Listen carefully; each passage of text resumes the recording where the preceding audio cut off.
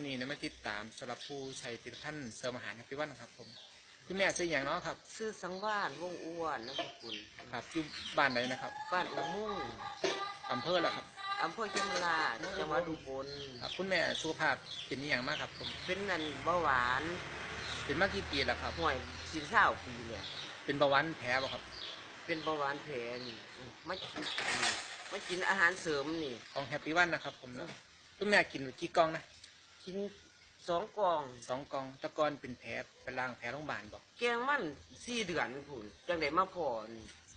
มาพอยาดีนี่ก็พอเสริมอาหารแฮปปี้เสริมอาวันนะครับหารดีตะกอนคุณแม่นี่มีเกียรติสุขภาพแข็งแรงบ่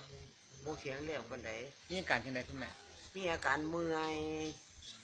ยอันย่ามอันตี 3นั่นครับผม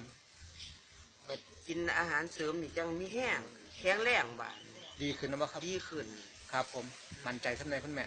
มันใจ100%ว่าดีนะครับผมเนาะครับผมขอบคุณอะไรครับคุณแม่นะ